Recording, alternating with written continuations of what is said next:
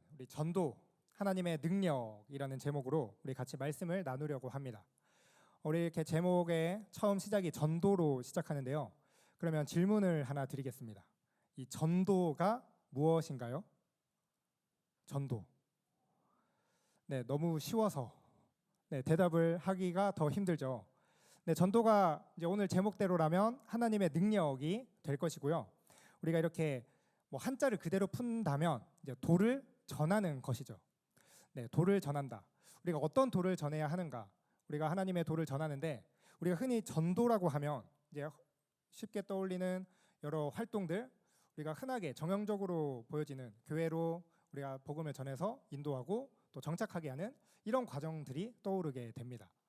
그러면 과연 오늘 성경에서 말하는 전도가 무엇인지 우리가 이 시간 말씀을 통해서 함께 돌아보고 또 같이 고민해 보며 하나님이 원하시는 그 전도를 잘 감당하는 이 시간이 되었으면 좋겠습니다. 아멘. 네, 오늘 본문은요. 고린도 교회 안에 있던 그 분쟁을 이제 바울이 말씀을 권면하면서 이제 해결하기 위해 전한 말씀입니다. 이렇게 고린도 교회에 어떤 문제가 있었냐면 이제 서로 파가 갈라지는 문제가 있었죠. 내가 받은 은혜, 나에게 세례를 베풀어 주고 나에게 은혜를 주신 그 은사를 따라서 이 사람을 따라 파가 갈라지고요. 우리가 서로 자기가 맞는 사람들끼리 서로 세력을 형성하는 그런 분열됨이 있었습니다. 그래서 서로 자기가 맞고 원하는 사람들끼리 어울리는 것. 이게 과연 하나님께서 기뻐하시는 믿음의 공동체, 올바른 교회의 모습인가요? 네, 아니죠. 그래서 바울은 바로 이들에 대해서 우리가 이런 분열들을 바로잡기 위해서 갑자기 뜬금없이 십자가의 도에 대해서 말씀합니다. 당짓지 마라. 우리 파가 갈라지면 안 된다. 교회는 이래야 된다. 이렇게 구구절절 설명하는 것이 아니고요. 그저 우리가 십자가의 도, 이 바른 도에 바로 서 있으면 우리가 하나님이 기뻐하시는 이 믿음의 공동체가 될 수 있음을 이제 그렇게 생각했던 것 같습니다. 이렇게 오늘 바울이 말하는 것은 실제로도 그러합니다. 우리가 십자가의 도를 바르게 알고 그것을 믿고 믿음으로 살아가게 되면 우리 안에 어떤 분쟁도 어떤 문제도 일어날 수가 없겠죠. 우리에게 있는 모든 문제들은 우리가 그 복음을 바르게 붙잡지 못해서 나타난다라고 할 수 있을 것 같습니다. 그럼 오늘 고린도 교회에 왜 이렇게 분열되는 문제들이 나타났나? 우리 그 배경을 잠깐 살펴보면요. 이제 고린도는 항구 도시입니다. 우리가 잘 알듯이 이제 무역이 발달해서 이 고린도 지역이 로마에서 네 번째로 큰 도시였습니다. 당시는 그리스, 헬라의 영향권에 있었다 보니까요. 그 그리스, 헬라의 도시 수도였던 데살로니가보다도 더 큰 도시가 고린도였습니다. 이렇게 그 규모도 어마어마했고요. 그 부와 또 많은 사람들이 모이면서 지식과 문화와 참 많은 것들이 발달했던 도시가 고린도였는데요. 문제는 이렇게 지식인들이 많이 모이다 보니까요. 또 더 많은 전문 지식을 가진 사람, 또 내가 가진 부와 많은 것을 가진 사람들이 서로 자기의 가진 것을 과시하고 자랑하는 모습이 만연했던 것입니다. 그러면서 교회 안에서도 내가 받은 은사를, 내가 가지고 있는 신앙의 경험을, 내가 가진 지식을 더 서로 자랑하고 그렇게 이것이 더하고 더해져서요. 십자가, 그 복음의 능력보다도 내가 가진 무언가를 더 자랑하기에 바빴던 것이 고린도 교회였습니다. 그래서 고린도 교회에 대해서 바울은 딱 이 말만 하는 거죠. 우리가 그 가지고 있는 지식들, 우리가 그것들 다 내려놓고 오직 예수 그리스도, 이 십자가의 도만이 우리가 붙들고 자랑해야 할 유일한 것이다 라고 전한 것입니다. 이렇게 십자가의 도, 이것만 우리가 붙들어야 한다고 하는데요. 이 십자가의 도를 문자 그대로를 보면 이제 그 십자가의 말씀입니다. 그 십자가의 말씀. 그리고 바울은 이 십자가의 말씀만을 붙들고 그것을 위해 살아가기 위해서 주님께서 나를 부르셨고 내가 일평생 여기에 힘썼다라고 당당하게 고백합니다. 우리 그 믿음의 고백인 17절 말씀을 우리 같이 한번 읽어보실까요? 우리 17점 함께 있습니다. 그리스도께서 나를 보내심은 세례를 베풀게 하려 하심이 아니요 오직 복음을 전하게 하려 하심이로되 말의 지혜로 하지 아니함은 그리스도의 십자가가 헛되지 않게 하려 함이라. 아멘. 네, 바울을 보내신 목적은 곧 우리를 부르신 목적이기도 합니다. 그리고 오늘 바울이 말하는 것은 주님께서 우리를 부르신 목적은 세례를 베풀게 하려는 것도 아니고요. 오직 복음을 전하게 하기 위해 주님께서 나를 부르셨다라고 말씀합니다. 즉 복음을 전하는 것에 열심만 있으면 말의 지혜로도 하지 않고 그 어떤 것도 필요 없다라고 말하는 것이죠. 그래서 우리가 교회에서 중요하게 여기는 세례 베푸는 성례나 예전이나 그 어떤 원칙보다도요, 교회에서 가장 중요한 것은 우리가 복음을 바르게 증거하고 이 복음대로 살아가는 것, 이것만 있다면 그것이 참된 교회고 하나님이 기뻐하시는 믿음의 공동체라는 사실입니다. 이렇게 바울이 이것을 힘써 말하였고요, 또 이것이 실제로 우리에게 생명이 되죠. 오직 복음만이 우리에게 생명을 주고 그 외에는 우리에게 아무 유익이 없습니다. 심지어 바울은 복음을 제외하는 그 모든 것들, 세상의 지식은 다 미련한 것이다, 헛되다라고도 말합니다. 우리가 그러면 이제 세상의 지식이 헛되다라고 하면요, 여기 청년분들 열심히 진학을 위해 또 진로나 직업을 위해 공부하시는 청년도 계시고, 또 우리 직종에 따라서 계속해서 공부를 해야지만 그 직업을 유지할 수 있는 분도 계시죠. 그러면 지금 그 노력들을 다 이제 내려놓으면 될까요? 세상의 지식은 미련하니까 그저 복음만 붙들고, 그것이 아니겠죠. 오늘 바울이 말하는 것은요, 왜 이토록 세상의 학문과 지식이 미련한가? 이것은 그 당시 시대상에 비추어서요, 고린도 또 헬라 지역들은 끊임없이 철학에 대해서 사유하고, 또 많은 우리 인간이 어디서부터 왔고 어디로 가고 우리가 살아가는 것이 무엇인지에 대해서 끊임없이 탐구했습니다. 그런데 우리가 우리 스스로 많이 지식을 파헤치고 공부한다고 해서 우리가 왜 태어났고 어디서 어디로 가고 이것을 알 수가 있나요? 네, 알 수 없습니다. 그리고 무엇보다도 우리 인간의 근본적인 문제, 우리가 죄로 인해 하나님과 끊어진 관계, 또 죽음과 이 죄의 심판을 결코 해결할 수가 없죠. 그래서 그 구원을 우리에게 이룰 수 없는 세상의 모든 지식은 헛되고 미련하다라고 말씀하는 것입니다. 이렇게 우리가 세상이 돌아가는 이치를 아무리 파헤치고 노력해도 얻을 수 없는 것처럼 우리가 오직 붙들고 우리가 구원을 얻는 유일한 길은 예수 그리스도, 십자가의 도만을 붙들어야 한다라고 말씀하는 것이죠. 그리고 이것을 19절과 20절에서는 또 뭐라고 하는지 우리 19절과 20절 말씀 우리 같이 한번 읽도록 하겠습니다. 시작. 기록된 바 내가 지혜 있는 자들의 지혜를 멸하고 총명한 자들의 총명을 폐하리라 하였으니 지혜 있는 자가 어디 있느냐, 선비가 어디 있느냐, 이 세대의 변론가가 어디 있느냐, 하나님께서 이 세상의 지혜를 미련하게 하신 것이 아니냐. 아멘. 네, 바울은 아주 과격하게 말합니다. 하나님께서 이 세상의 지혜를 미련하게 하셨다라고 말씀합니다. 사실 이것은 이제 이사야 29장의 말씀을 인용한 것입니다. 이사야 29장의 배경은요, 이스라엘 백성들이 너무나도 하나님을 계속해서 떠나고 패역하고 하나님 없이 그저 자신들이 세상에서 추구하는 것들만 붙들고 살아가는 그들에게, 그래 너희가 붙들고 추구하는 그 세상의 것들, 세상의 지혜들 다 내가 미련하게 하겠다, 다 내가 멸하겠다라고 말씀하셨던 내용입니다. 그러면서 바울도 이 말씀을 인용해서 그대로 말하는 것이죠.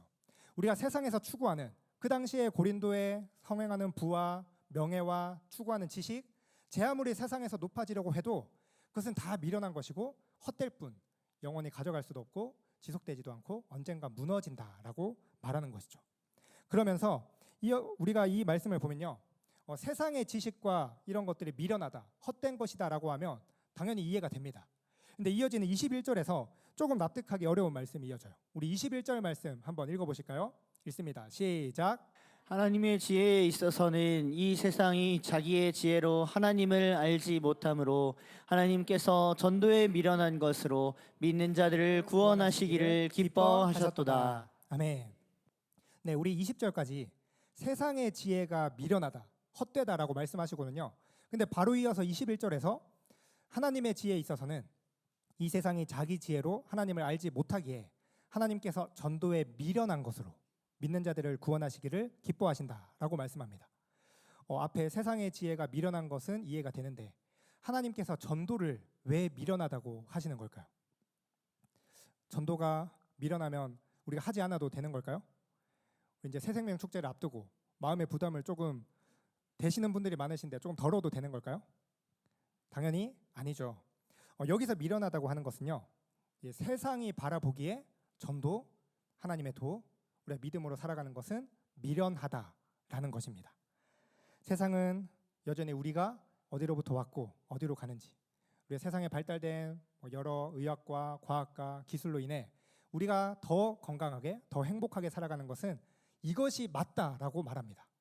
오히려 하나님을 믿고 우리가 이 진화론은 옳고 창조론은 마치 믿는 것이 뭐 신화를 믿는 21세기의 비상식적인 것처럼 여겨지는 것이 오늘날의 이 세태죠. 우리가 예수 그리스도를 믿음으로 구원을 얻는다는 것. 그 예수라는 인간이 우리의 죄를 대신해서 죽었다라는 사실도 세상에 바라볼 때는 너무나도 미련하고 이해할 수 없는 것이 되는 것이죠. 그래서 바울은 그 우리 믿음에 대해서 십자가의 도에 대해서 미련하고 비합리적이라고 말하는 그들에게 이렇게 말씀합니다. 우리 24절과 25절 말씀 우리 같이 한번 읽도록 하겠습니다. 시작. 오직 부르심을 받은 자들에게는 유대인이나 헬라인이나 그리스도는 하나님의 능력이요 하나님의 지혜니라. 하나님의 어리석음이 사람보다 지혜롭고 하나님의 약하심이 사람보다 강하니라. 아멘. 네, 우리가 제 아무리 건강한 사람도 또 제 아무리 똑똑하다고 하는 사람도 자신의 건강 하나, 자기가 가지고 있는 직위, 자기가 가지고 있는 부, 자기가 가지고 있는 명예 하나 마음대로 지키지 못합니다. 이렇게 우리가 살아가는 모든 것이 하나님께 달려 있다는 우리가 믿음으로 살아가야 하는데요. 많은 사람들은 그것을 바르게 받아들이지를 못하죠. 그래서 바울은 성경에서 분명하게 말씀합니다. 우리 부르심을 입은 우리에게는 유대인이나 헬라인이나 그리스도만이 하나님의 능력이 되고 우리 하나님의 지혜가 된다. 그래서 우리가 이 말씀, 하나님의 어리석음이 사람보다 지혜롭다는 사실을 기억해서 우리가 하나님의 약하심이 우리보다 강하기에 오직 주님만 붙들고 우리가 십자가를 지고 믿음으로 살아가자라고 우리에게 권면하고 있는 것입니다. 특별히 여기서 우리가 아무리 우리의 생각으로 하나님의 역사, 하나님의 능력을 이해하려고 해도요, 우리는 이해할 수도 없고 그 발끝에도 미치지 못하죠. 그래서 우리를 더러 미련하다고 하는 세상이야말로 진정 그들이 미련한 길을 택하고 어리석은 삶을 살아가곤 합니다. 그런데 여기서 바울이 특별히 그리스도가 유대인이나 헬라인에게나 다 동일하게 하나님의 능력이 된다라고 말을 했습니다. 유대인이든 헬라인이든 다 동일하다. 이것을 강조해서 말하는데요. 이 이유가 당시에 유대인들이 가지고 있었던 그들에게 자리 잡고 있던 사고관 때문입니다. 유대인들은요, 하나님께 직접 선택받은 자신들만 구원받기에 합당한 은혜 받은 선민이라고 생각을 했죠. 그래서 그들은 자신들은 하나님께 택함 받아서 구원을 받을 사람들이고 우리 외에는 모두가 다 심판받아 마땅할 이방인들이라고 여겼습니다.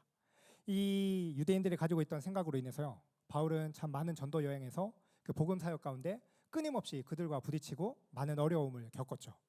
그런데 사실은 우리 하나님께서 이스라엘을 택하신 이유가 뭐 그들에게 무언가 뭐 믿음이 좋아서 내세울 것이 있어서가 아니었습니다.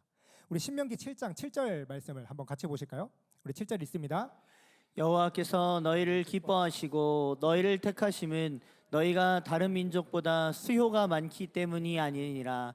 너희는 오히려 모든 민족 중에 가장 적으니라. 아멘. 네, 하나님께서 이스라엘을 택하신 이유를 제일 마지막에 뭐라고 말씀하셔요? 모든 민족 중에 가장 적어서 택했다라고 말씀합니다. 당시는 뭐 민족의 숫자는 곧 뭐 노동력, 군사력을 의미했습니다. 그러니까 이스라엘을 하나님께서 택하신 이유는 그들이 가장 약해서 가장 보잘것없어서 그들을 택하셨다라는 것입니다. 그래서 여기서 하나님께서 이스라엘이 약하기 때문에 택하셨다라는 것을 강조하신 것은요, 우리 그 신명기 7장의 내용이 이제 가나안 부족을 다 정복하고 하나님께서 약속하신 그 땅을 쟁취하라라고 말씀하시는 내용이죠. 그러면서 하나님께서 그들에게 말씀하셨던 이 7절과 그 이후의 내용들이 너희는 모든 민족 중에 약하지만 너희가 내 언약을 지키고 내 말에 순종하면 내가 너희를 그 땅으로 인도하여 내겠다. 너희가 그 땅을 차지하게 하겠다라고 말씀하셨습니다. 즉 우리가 무언가 뭐 믿음이 좋고 능력이 있고 우리가 강해서 내 하나님께서 주어주신 땅을 취하고 우리가 믿음의 삶을 얻고 살아가는 것이 아니라 우리는 부족하고 약하고 죄인이지만 우리를 사랑하셔서 우리를 택하여 주신 그 하나님의 은혜로 말미암아 우리가 지금 이 믿음의 삶을 하나님의 은혜를 누리며 살아갈 수 있다라고 하신 거죠. 그래서 혹여나 조금 이들이 강한 민족을 택했으면 그래도 우리가 강해서 된 거지라고 하는 빌미를 아예 제공하지 않고요. 확실하게 하나님께서 모든 것을 주관하신다는 것을 우리에게 보여주신 것이 이스라엘을 택하신 방법이었습니다.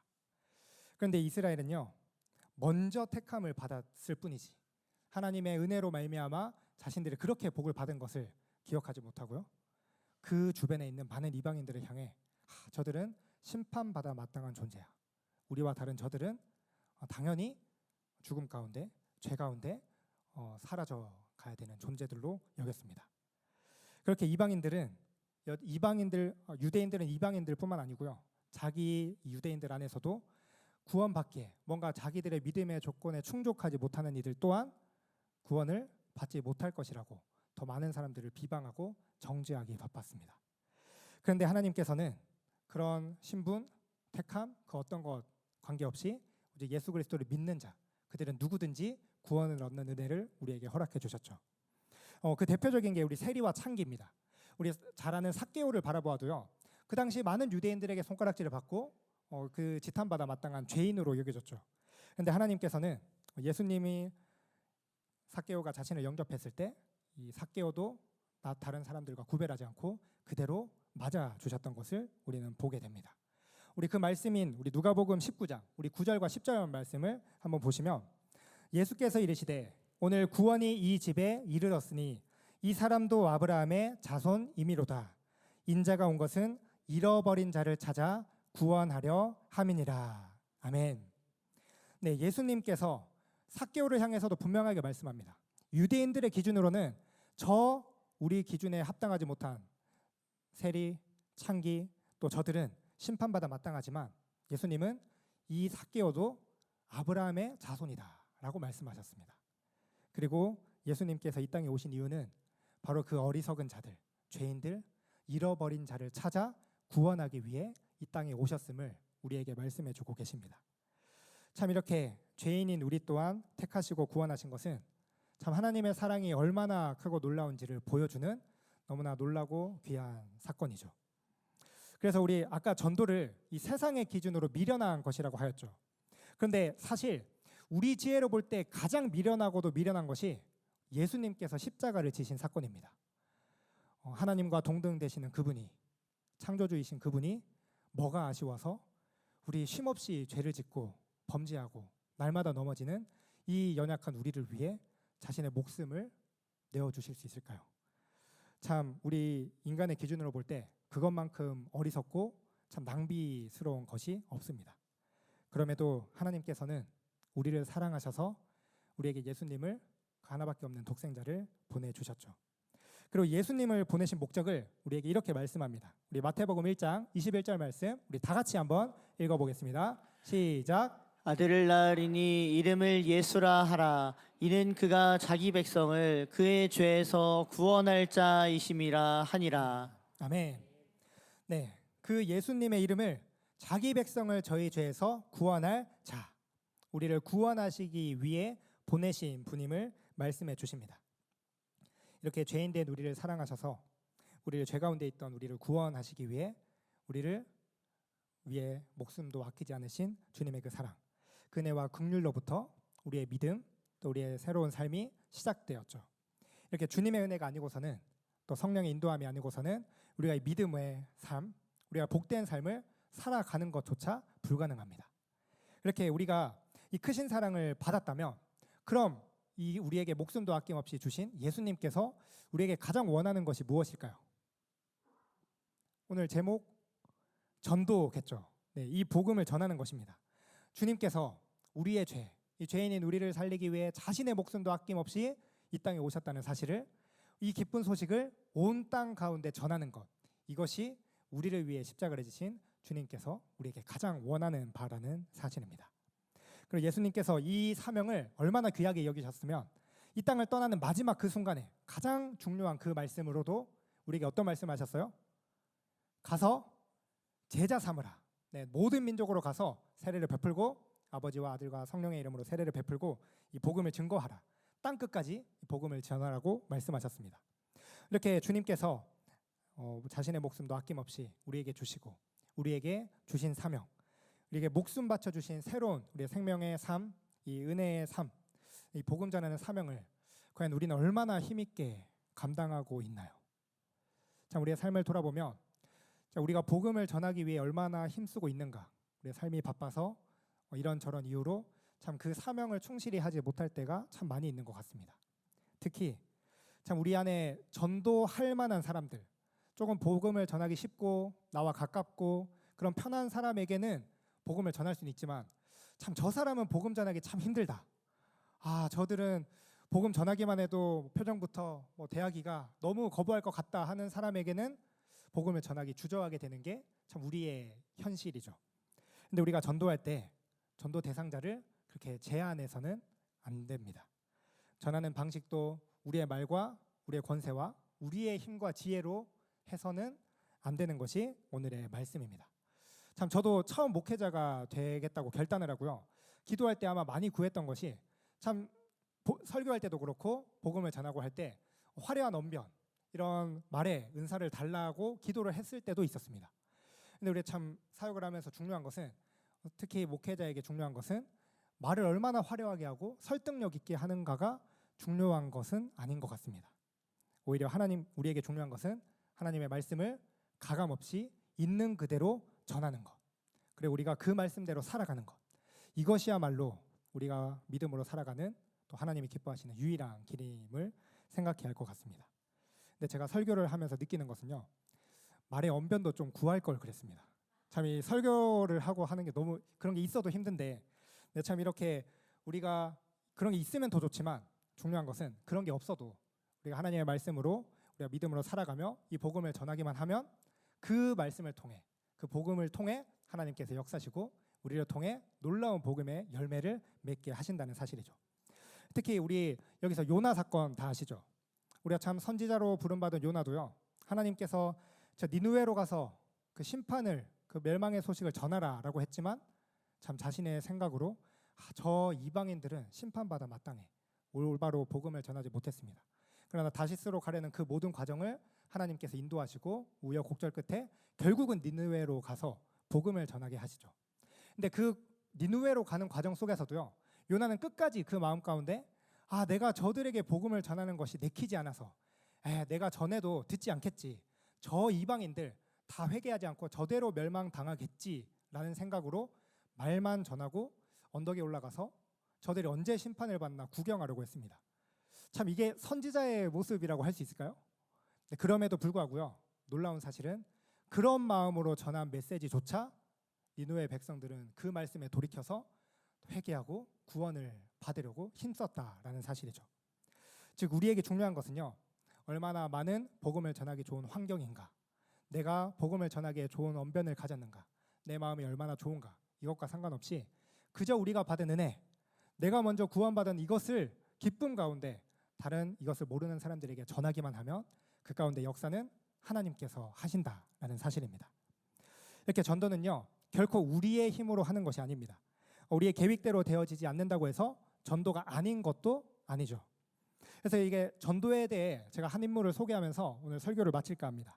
우리 아마 많이 들어보셨을 텐데요. 호주의 전도자 이 프랭크 제너에 대해서 들어보셨나요? 네, 이 프랭크는 40년 동안 시드니의 도시를 다니면서 많은 사람들에게 복음을 전했습니다. 늘 비가 오나 눈이 오나 꼭 하루에 10명에게 복음을 전했는데요. 그 메시지도 막 많은 어려운 게 아닙니다. 선생님 실례합니다. 선생님은 구원을 받으셨습니까? 오늘 밤 선생님께서 죽으신다면 천국에 갈 수 있겠습니까? 참 이렇게 간단한 메시지에도 많은 사람들이 참 마음에 찔림이 있었던 것 같습니다. 근데 참 안타까운 것은요. 이 프랭크가 직접 복음을 전하는 40년 동안은 그 말씀으로 인해 회심하고 복음을 영접한 사람들을 보지는 못했습니다. 그렇게 나의 그 40년의 전도가 나의 그 헌신이 헛된 것인가 참 의구심도 들고 참 절망스러운 생각도 들었지만 그런데 어느 날 시간이 지나서요. 영국의 한 교회에서 자신이 호주에 가서 한 할아버지의 이야기를 통해 내 마음에 찔림이 있고 예수님을 영접하게 됐습니다. 라는 간증을 하게 되고요. 또 미국에서 또 인도에서 또 다른 교회에서 수많은 사람들이 그 시드니의 한 할아버지를 통해 들었던 말씀을 가지고 회심하게 되었다. 예수님을 믿게 되었다라는 그런 고백들이 이어지는 역사가 일어났습니다. 이렇게 프랭크는 직접 보지는 못했지만 그의 복음을 전하는 입술을 통해서 수많은 사람들이 예수님을 영접하고요. 목사로, 선교사로 또 믿음으로 살아가는 그런 놀라운 변화들이 계속해서 일어났습니다. 확인된 숫자만요. 몇 명인지 아시나요? 14만 6천 명이 전도되었다라고 합니다. 참 이렇게 우리가 보기에 우리 14만 6천 하니까 우아하시는데요. 참 그만한 결실을 맺었기에 열매를 맺었다고 해서 그것을 보고 대단하게 여기는 것이 아니라 비가 오나 눈이 오나 전쟁 때나 평화 때나 매일 10명의 사람들에게 복음 전하기를 40년이나 쉬지 않았던 그 복음의 열정, 그 노력만으로 그는 충분히 박수 받아 마땅하다고 생각이 듭니다. 그리고 이것이 오늘 우리가 하나님께 받은 은혜를 세상 가운데 전해야 하는 마땅한 우리 믿음의 삶, 우리 전도, 하나님의 능력을 경험하고 우리의 가운데 일하게 하시는 우리의 믿음의 삶이 되어야 할 것입니다. 참 우리의 입술에는 힘이 없고 또 담대하게 복음을 전하기에 많은 어려움이 있지만 우리의 능력, 우리의 지식, 우리의 그 어떤 것을 의지하지 않고요. 그저 하나님께서 우리에게 주신 그 은혜를 생각할 때 내가 이것을 전하지 않고는 베길 수 없는 그런 하나님의 마음이 우리 가운데 넘치고 넘쳐서 정말 주위에 있는 많은 사람들에게 힘써 복음을 전할 수 있는 저와 여러분 되시길 주님의 이름으로 소망합니다. 아멘. 이렇게 우리 참 주변에 있는 사랑하는 가족들, 또 나의 가장 친한 친구, 또 이웃이 정말 내 먼저 구원을 받고 천국을 소유했던 나에게 복음 전함을 받지 못해서 그 한 영혼이 지옥에 간다면 그것만큼 슬프고 참 안타까운 일이 없겠죠.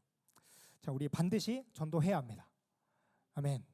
네, 교회 나오라고 해서 그 자리에 머물게 하는 그런 인도함 말고 진짜 십자가의 도, 예수 그리스도의 복음의 능력을 세상 가운데 전하고 한 영혼이라도 더 구원에 이르도록 우리가 힘써서 이 귀한 사명을 잘 감당함을 통해 우리의 작은 움직임을 통해 하나님께서 그 크신 하나님이 일하시는 놀라운 은혜의 역사들을 우리 삶 가운데 마음껏 경험할 수 있는 우리 이 자리에 함께한 모든 신일교회 성도님들 되시길 주님의 이름으로 축원합니다.